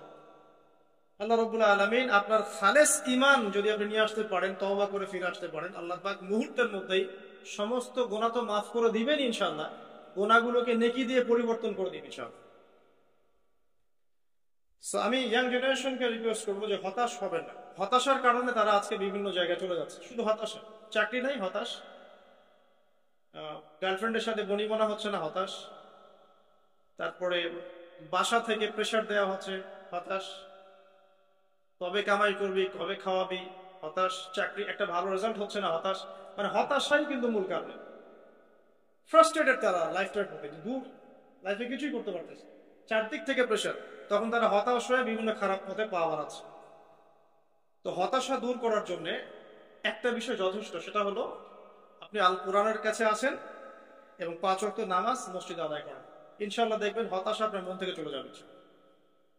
এবং ডেইলি জিকির আজকার গুলো নিয়মিত করেন, দেখবেন ইনশাআল্লাহ আপনার মনটা আল্লাহর নূর বা আলো দিয়ে পরিপূর্ণ থাকবে ইনশাআল্লাহ। আপনি হতাশ হবেন না। আর শয়তান তখনই সুযোগ নেবে আপনার কাছে যখন আপনি হতাশ হয়ে যাবেন। আপনি হতাশ হয়ে গেলে শয়তান আপনার কাছে সুযোগ নেবে, হতাশ হবেন। তো আসুন সামনের দিকে যাই, যে জাদুকররা যখন ইসলাম কবুল করলো, এরপরে নবী মুসা আলাইহিস সালাম ফেরাউনকে বারংবার দাওয়াত দিয়েছেন, বারংবার। কতবার সেটা আল্লাহ ভালো জানেন। বারংবার তাকে দাওয়াত দিয়েছেন, ফেরাউন তার দাওয়াত কবুল করেনি। যখন সে দাওয়াত কবুল করে নাই, মুসা আলাইহিস সালাম আল্লাহর কাছে দোয়া করতেন, একটা করে আযাব আসতো। একবার ব্যাঙের আযাব আসলো, একবার উকুনের, একবার ধরেন যে আপনার প্লেগ বা মহামারী, একবার রক্তের আযাব, হ্যাঁ, একবার ওই যে ফড়িং এর আযাব, মানে বিভিন্ন আযাব আসতে থাকে। যখনই কোনো আযাব আসে তখন ফেরাউন বলে যে হে মূসা, তুমি তোমার রবের কাছে দোয়া করো, যদি আযাব উঠিয়ে নেওয়া হয় আমরা মুমিন হয়ে যাব আর বনু ইসরায়েলকে ছেড়ে দিব। বনু ইসরায়েল কারা? যাদেরকে ফেরাউন দাস বানিয়ে রেখেছে। এই বনু ইসরায়েলদের সাথে ইউসুফ আলাইহিস সালামের সম্পর্ক আছে, ইয়াকুব আলাইহিস সালামের সম্পর্ক আছে, ঘুরে ফিরে ইব্রাহিম আলাইহিস সালামের সন্তান ইসহাক আলাইহিস সালামের ট্রাইবের সাথে মিলে যায়। ঠিক আছে? যারা প্রথমে থাকতেন প্যালেস্টাইনে, সেখান থেকে এই যে মিশরে চলে আসলেন, পরে তাদের হিস্ট্রি কি হলো আমরা সামনে জানবো।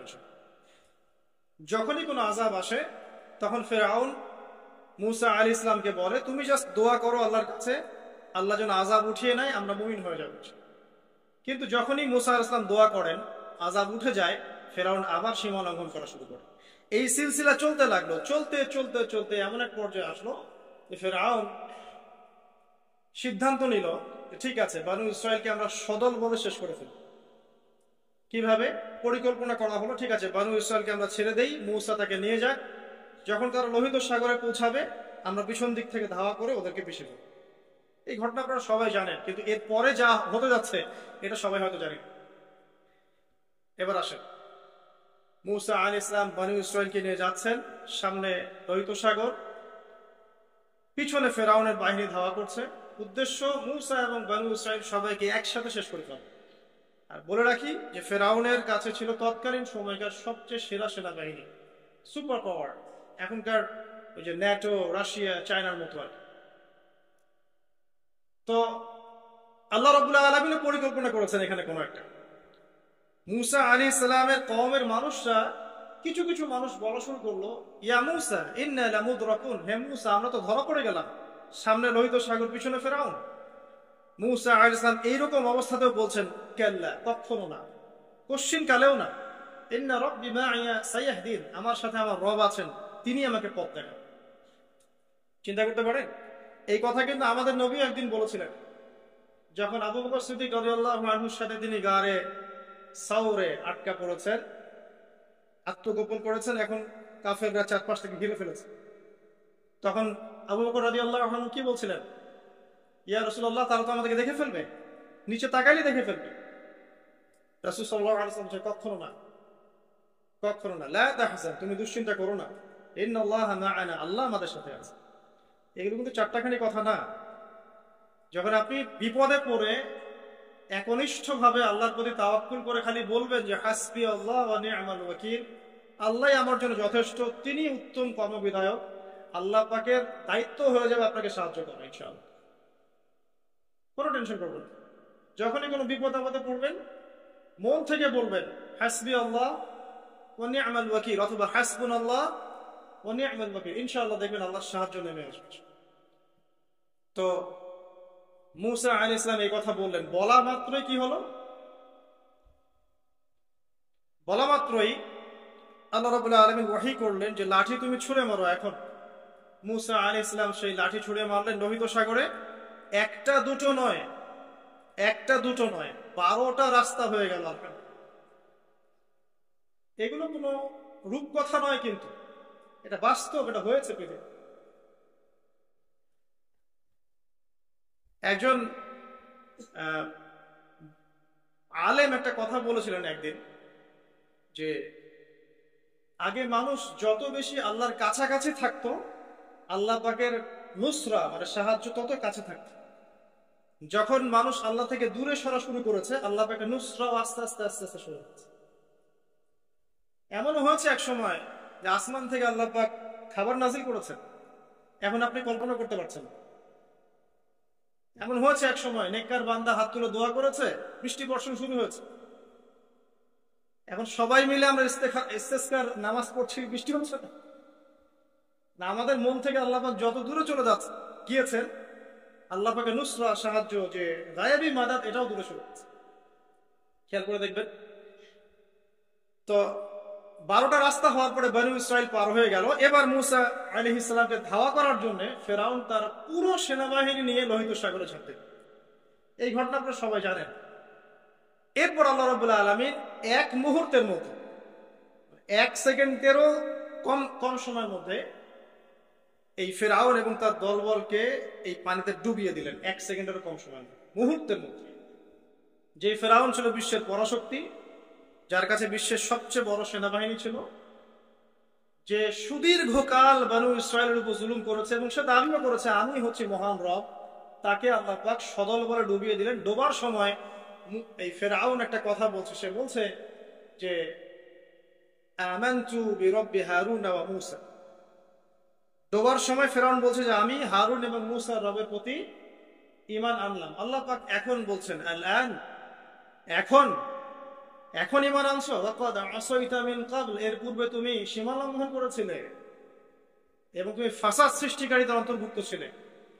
এখন আমি কি করব জানো? আলা আল ইয়াউমা নুনাজ্জিকা বিবাদানিক, আজকে আমি তোমার এই বডি, তোমার বাদান, এই বাদানটাকে প্রিজার্ভ করব, সংরক্ষণ করব।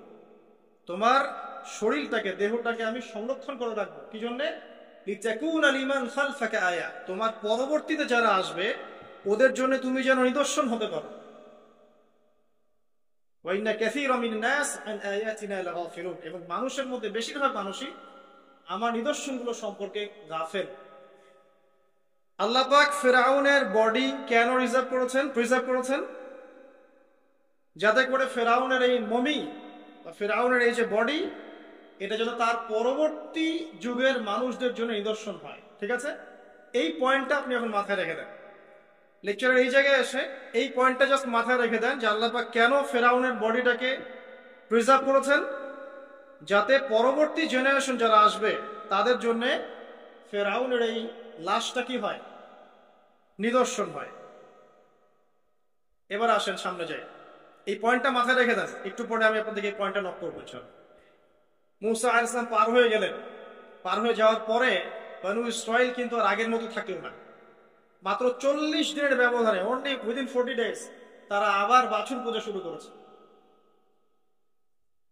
মুসা আলাইহিস সালাম তাওরাত আনতে গিয়েছেন, তাওরাত এনে দেখেন যে কওম বাছুর পূজা শুরু করেছে, ফাসাদ সৃষ্টি করে দিয়েছে। সামেরি নামে একজন ব্যক্তি সর্বপ্রথম এই কাজটা শুরু করেছেন। এই ঘটনা সূরা তোহার মধ্যে আছে।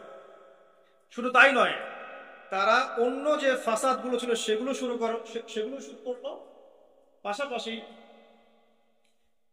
তারা হারুন আলাইহিস সালামকে চার্জ করেছিল, মানে হারুন আলাইহিস সালামকে বাধ্য করেছে যেন তিনি কিছু বলতে না পারেন।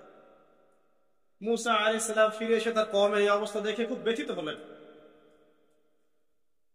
তাদেরকে আল্লাহ রাব্বুল আলামিন মান্না দিলেন, সালওয়া দিলেন। তারপরেও মুসা আলাইহিস সালামের কওমের কিছু ব্যক্তি বলল, লান নুমিনা লাকা মুসা, আমরা তোমার উপর ঈমান আনবই না, হাত্তা নারাল্লাহ জাহরা, যতক্ষণ না আমরা আল্লাহকে সচক্ষে দেখছি। দেখেন কোন বনু ইসরাইল, যাদেরকে আল্লাহ পাক ফেরাউনের কবল থেকে বাঁচিয়ে নিয়ে আসলেন, আসার 40 দিনের মধ্যেই শিরক করা শুরু করলো। আল্লাহকে দেখতে চাচ্ছে। এখন মান্না সালওয়া খাবার আসছে, তারা বলছে যে আমাদের এই খাবার পছন্দ না। ইয়া মুসা ফাদউ লানা রাব্বাক ইখরিজ লানা মিম্মা তুনবিতুল আরদু মিন বাকলিহা ওয়া কিসাইহা ওয়া ফুমিহা ওয়া আদাসিহা ওয়া বাসলিহা, হে মুসা তোমার রবকে বলো মসুর, পেঁয়াজ এগুলো উৎপন্ন করে খেতে চাই আমরা। তারা নিজেরা দোয়া করছে না, বলছে মুসা তুমি তোমার রবকে বলো। চিন্তা করেন কথা। এক কথায় সীমা লঙ্ঘনের সর্বোচ্চ পর্যায়ে তারা চলে গেল। মুসা আলাইহিস সালাম যখন ইন্তেকাল করলেন, তখন ইন্তেকাল করার আগে, ঠিক আগে একটা আদেশ আল্লাহ পাক দিয়েছিলেন। এই জায়গাটা একটু ভালো করে বোঝেন। মুসা আলাইহিস সালাম ইন্তেকাল করার আগে আল্লাহ রাব্বুল আলামিন একটা আদেশ করেছিলেন। সেটা কি? ওই যে প্যালেস্টাইন দেখা যাচ্ছে, প্যালেস্টাইনের হোলি ল্যান্ড, পবিত্র ভূমি দেখা যাচ্ছে, সেখানে আমালেকা নামে একটা সম্প্রদায় থাকে। কি নাম? আমালেকা। আমালেকা সম্প্রদায়ের শারীরিক গঠন অনেক ভালো, শক্তিশালী, এবং তারাও একটা সুপার পাওয়ার। মুসা আলাইহিস সালামের কওমকে আল্লাহ পাক বললেন যে তোমরা আমালেকা সম্প্রদায়ের বিরুদ্ধে যুদ্ধ করবে, যুদ্ধ করে তোমরা প্যালেস্টাইনে ঢুকবে, জেরুজালেম তোমাদেরকে দেয়া হবে। কারণ ওইটা কিন্তু পবিত্র জায়গা, যেখানে ইব্রাহিম আলাইহিস সালাম সহ আবুল আম্বিয়া অনেক ইমাম, বহু ইমামের স্মৃতি বিজড়িত জায়গা। সেটা একটা পবিত্র হোলি জায়গা, যে জায়গাটার চারপাশ আল্লাহ পাক বরকতময় করেছেন, যেমনটা আল্লাহ পাক সূরা বনী ইসরাঈলে বলেছেন। তো এবার মুসা আলাইহিস সালামের কওম যে উত্তরটা দিয়েছিল, এটা সূরা মাইদার মধ্যে আছে। মুসা আলাইহিস সালামের কওম বলছে, ইয়া মুসা, হে মুসা, ইযহাবা আনতা ওয়া রাব্বুকা ফাকাতিলা, তুমি আর তোমার রব গিয়ে যুদ্ধ করো, যাও। ওয়া ইন্না হাহুনা কাঈদুন, আমরা এখানেই বসে থাকব। এই কথা বলেছে মুসা আলাইহিস সালামের কওম, ইযহাব আনতা ওয়া রাব্বুকা ফাকাতিলা, তুমি এবং তোমার রব গিয়ে যুদ্ধ করো, যাও। ওয়া ইন্না হাহুনা কাঈদুন, আমরা এখানে বসে থাকব। ব্যাস, আল্লাহ পাকের গজব চলে আসলো। 40 দিন তারা খালি তিহ উপত্যকায় ঘুরতেই থাকলো। সকালে যেখান থেকে যাত্রা শুরু করে, বিকেলে আবার সে জায়গায় ফিরে আসে। আল্লাহ পাক গজব দিলেন, আযাব দিলেন। এভাবে মুসা আলাইহিস সালামের সময়টা শেষ হয়ে যায়। ওই বাইতুল মাকদাস, জেরুজালেম বিজয় করার হলো না। ঠিক আছে, সামনে যায় চলেন। মুসা আলাইহিস সালামের পরে নবী হলেন ইউশা বিন নুন। কি নাম? ইউশা বিন নুন। ইউশা বিন নুন আলাইহিস সালামের সময় এই যুদ্ধ পরিচালিত হলো, এবং তিনি তালুতকে দায়িত্ব দিয়েছিলেন সেনাবাহিনীর, যিনি মাত্র 313 জন বা 317 জন সৈন্য নিয়ে আমালেকা সম্প্রদায়ের এগেইনস্টে যুদ্ধ করেছেন। আল্লাহ পাক পরীক্ষা করেছিলেন, এই নহর পার হতে হবে, যারা পানি খাবে তারা আর যুদ্ধ করতে পারবে না, এলিমিনেট। যারা পানি খাবে না, পরীক্ষা, পানিও খাওয়া যাবে না, শুধু এক গোরফা ব্যতীত, এক চুমুক ব্যতীত, তাদেরকে নিয়ে যুদ্ধ করতেন। বেশিরভাগই পানি খেয়ে ফেলবে। 313 জন বা 17 জন তারা খায়। তাদেরকে নিয়ে ইউশা বিন নুন নেতৃত্বে তালুত যুদ্ধ করছেন জালুতের সাথে। জালুত হচ্ছে আমালেকা সম্প্রদায়ের সেনাপতি, বিশাল শক্তিশালী, একাই সে 100 জনের জন্য যথেষ্ট, এমন শক্তিশালী। এখন এই ইউশা বিন নুন আলাইহিস সালামের সেনাবাহিনীর মধ্যে দাউদ আলাইহিস সালাম, তালুতের সেনাবাহিনীর মধ্যে দাউদ আলাইহিস সালাম ছিলেন। তখন তিনি ছোট, বেশি বড় না, হয়তো 20 বছর বয়স হবে বা তার চেয়ে কম। তো তিনি, তার হাতে একটা ধনুক ছিল, যেটাকে অনেকে বাটুল বলেছেন, গোলা বলেছেন। এটা দিয়ে দূর থেকে নিক্ষেপ করা, এটাকে জালুতের চোখের মধ্যে গিয়ে লাগে, এবং জালুত ওই একটা আঘাতেই দেয়। এবং আমালেকা সম্প্রদায়ের অনেক বড় বড় যারা যোদ্ধা ছিল, এটা ভয় পেয়ে যায় যে না জানি এটা কোন সুপার পাওয়ার আসছে। এক কথায় এই অল্প সংখ্যক সৈন্য নিয়ে, মাত্র অল্প সংখ্যক সৈন্য নিয়েই তালুত এই যুদ্ধে জয়লাভ করে। এবং অনেক দিন পর, ইউসুফ আলাইহিস সালামের পর, অনেক বছর পর তারা আবারও সেই বাইতুল মাকদাসে প্রবেশ করতে পারে, মানে জেরুজালেমে। এটা বললে সহজে বুঝবেন। তারা সেখানে প্রবেশ করলো এবং সেখানে তারা বসবাস করতে লাগলো। আল্লাহ পাক তাদেরকে শর্ত দিলেন, একটা শর্ত, সেটা হচ্ছে ওয়াইন উদ্তুম উদনা, তোমরা যদি ভালো থাকো, ওয়ালাকাদ কাতাবনা ফি যাবুরি আন্না আল-আরদা ইয়ারিসুহা মিন বা'দি যিকরি আন্না আল-আরদা ইয়ারিসুহা ইবাদিয়াস সালিহুন। আল্লাহ পাক বলে দিলেন জাবুরে, জিকির লেখার পরে, উপদেশগুলো লেখার পরে, যে এই ল্যান্ড, পবিত্র ভূমি, তাদের জন্য থাকবে যারা সালেহ বা সৎ হবে।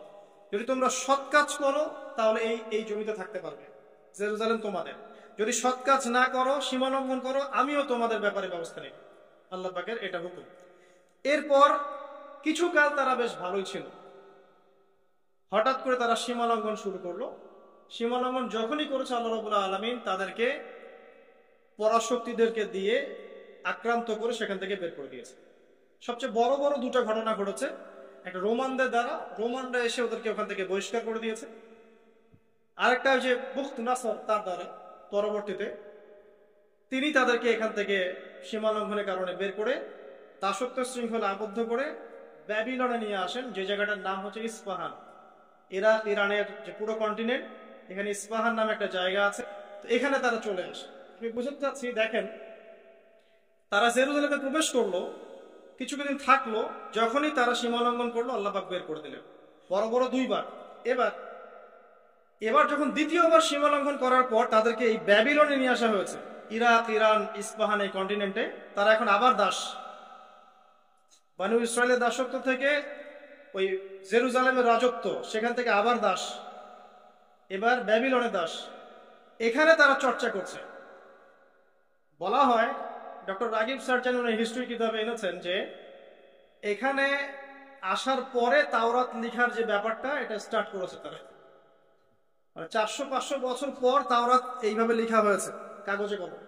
তার আগ পর্যন্ত কাগজে কলমে লিখতে পারেনি তারা। তাহলে কতটা বিকৃত এখানে সাধন হতে পারে এটা ভাবেন এখন তারা।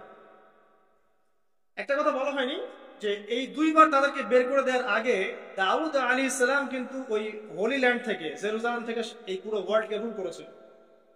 এবং দাউদ আলাইহিস সালামের পরে তার সন্তান সুলাইমান আলাইহিস সালাম, তিনিও কিন্তু এই জেরুজালেম থেকেই পুরো বিশ্বকে নেতৃত্ব দিয়েছেন। এবং তার শাসন ক্ষমতা ছিল অসাধারণ, অনন্য, এমন যে মুহূর্তের চোখের পলকের মধ্যে একটা রাজ্যের সিংহাসনকে তুলে নিয়ে আসতে পারে। একবার যে সাবার রানী বিলকিসের ঘটনা আছে, কি করেছে, সূর্যকে সেজদা করে, হুদহুদ পাখি খবর দিল। তো সুলাইমান আলাইহিস সালাম বলছেন যে কে আছো জিনদের মধ্যে, কে আছো ওই রানীর সিংহাসন তুলে নিয়ে আসতে পারবা? একজন বলছে যে আমাকে এতটুকু সময় দেন, আপনি বসবেন উঠবেন, এইটুকু সময়ের মধ্যে আমি নিয়ে চলে আসবো। আর একজন যার কাছে কিতাবের জ্ঞান ছিল, সে বলছে যে বসা ওঠা লাগবে না, আপনি চোখের পলক ফেলতে যতক্ষণ সময় লাগে এতটুকু সময়ের মধ্যে আমি তুলে নিয়ে আসবো সেই সিংহাসন। চিন্তা করতে পারেন কি পরিমাণ সুপার পাওয়ার ছিলেন সুলাইমান আলাইহিস সালাম? আপনি কি ভাবতে পারলেন? আজকে আমরা যে ক্ষমতা দাপটগুলো দেখাই সারা ওয়ার্ল্ড ওয়াইড, এগুলো সুলাইমান আলাইহিস সালামের সামনে কিচ্ছু না। জিন জাতি তার অনুকূলে, জিন জাতিকে তিনি কাজ করাতে পারেন, পাখির ভাষা বোঝেন, পিঁপড়ার ভাষা বোঝেন, হ্যাঁ, আংটি আছে তার, সিংহাসন, মুহূর্তের মধ্যে এখান থেকে ফ্লাই করে বিশ্বের এক প্রান্তে আবার এক প্রান্তে। এইরকম সুপার পাওয়ার ছিল সুলাইমান আলাইহিস সালাম।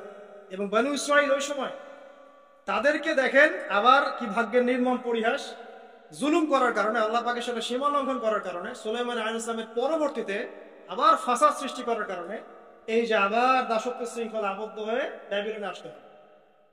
বসে আবার ব্যাবিলনে আসতে হয়। তাহলে চেইনটা মিলান, মিশরের দাসত্ব থেকে জেরুজালেমের রাজত্ব, সেখান থেকে পুরো ওয়ার্ল্ডের সুপার পাওয়ার, আবার সীমা লঙ্ঘন, আবার আসলো কোথায়? ব্যাবিলন। এবার এসে তারা চর্চা করে যে আমাদের আরেকজন মেসিহ আছে, সেই মেসিহ যখন আসবে আমরা আবারও সেই হোলি ল্যান্ড ফিরে পাবো এবং সেখান থেকে আমরা বিশ্ব শাসন করব। আচ্ছা, এবার আসেন, এবার আপনাদেরকে মাথার পিছনে রাখতে বলেছিলাম একটা কথা, সেটা কোনটা? ফেরাউনের মমি। এবার আমরা দেখতে পাচ্ছি যে 1897 সাল, 1897, আমরা 1897 চলে আসি। 1897 এর আগে অনেক ঘটনা ঘটেছে, ওইদিকে আমি মানে শর্ট টাইমে যেতে পারবো না। এই জেরুজালেম মাশাআল্লাহ উমর রাদিয়াল্লাহু আনহুর সময় বিজিত হয়েছে, উনি নিয়েছেন। তারপরে আবু উবাইদা ইবনে জাররাহ তিনি প্রবেশ করেছেন। পরবর্তীতে মুসলিম যে খিলাফাগুলো চলেছে, এই সময়গুলোতেও জেরুজালেম হাতে এসেছে, হাত থেকে চলে গেছে, অনেক ঘটনা ঘটেছে। সালাউদ্দিন আইয়ুবী রাহিমাহুল্লাহ তিনি আবার জয় করেছেন। হ্যাঁ, তারপরে নুরউদ্দিন, আমরা জঙ্গি বলি, আসলে ওটা জিনকি, ওনারা করেছেন। এভাবে অনেকেই করেছে, পালা বদল হয়েছে, ক্রুসেড হয়েছে, ওরা একবার দখল করেছে, আবার আমরা অ্যাচিভ করেছি, অনেক ঘটনা ঘটেছে। বাট এই জায়গাটা খেয়াল করো, 1897 সালে ফেরাউনের মমিটা আবিষ্কার হয়ে গেল 1897। আল্লাহ পাক কি জন্য এটাকে রেখেছিলেন? লিতাকুনা লিমান খালফাকা আয়া, যাতে তোমার পরবর্তীতে যারা আসবে তাদের জন্য তুমি নিদর্শন হও। 1907 সালে এটা এনশিওর করা হলো যে এই মমিটা সেই ফেরাউনেরই, যার নাম রেমেসিস টু মনেপ্তা, যার নাম হচ্ছে রেমেসিস টু মনেপ্তা। এটা সবাই হিসাব কিতাব করে দেখলেন, গবেষণা করে দেখলেন, ওকে, যারা গবেষণা করেছেন তারা মুসলিম হয়ে গেছেন মাশাআল্লাহ। এই সময় থেকেই সারা ওয়ার্ল্ডের মধ্যে আবার একটা মুভমেন্টও শুরু হয়ে গেল। ঠিক এই সময় থেকে সবকিছু কিন্তু মিস্টেরিয়াস, ঠিক এই সময় থেকে। এবার আসেন এই মুভমেন্টটা কি করা শুরু করলো। প্রথমে ইকোনমি সমৃদ্ধ করা শুরু করলো এবং প্রচন্ড অর্থনৈতিকভাবে শক্তিশালী হয়ে গেল। গোল্ডের বিজনেস করা শুরু করলো, আফ্রিকান কন্টিনেন্টে মাইনিং করা শুরু করলো, হীরার খনিগুলো মাইন করা শুরু করলো, আফ্রিকার দরিদ্র কান্ট্রিগুলো থেকে মাইনিং করা শুরু করলো। দোয়া করি বেশি বেশি করে উম্মার জন্য, এবং উম্মাকে নিয়ে চিন্তা করি, ফিকির করি। আত্মকেন্দ্রিক চিন্তা বাদ দিয়ে গ্লোবাল চিন্তা করি, উম্মাকে নিয়ে চিন্তা করি। আমাদের চিন্তা তো সংকীর্ণ, নিজ নিজ দল, পথ, মত, এগুলোর মধ্যে চিন্তার গণ্ডি সীমাবদ্ধ হয়ে পড়েছে। চিন্তাকে একটু প্রশস্ত করি, সবাইকে মুসলিম ভাবতে শিখি। সবাই মুসলিম আমার ভাই, ত্রুটি থাকতে পারে, আপনার সাথে আমার মাযহাবি মানে ইখতিলাফ থাকতে পারে, আদর্শগত ইখতিলাফ থাকতে পারে, বাট দিন শেষে আপনি আমার ভাই মুসলিম। একটা ইউনাইটেড চিন্তা করতে পারি যে না, আমরা সবাই মুসলিম।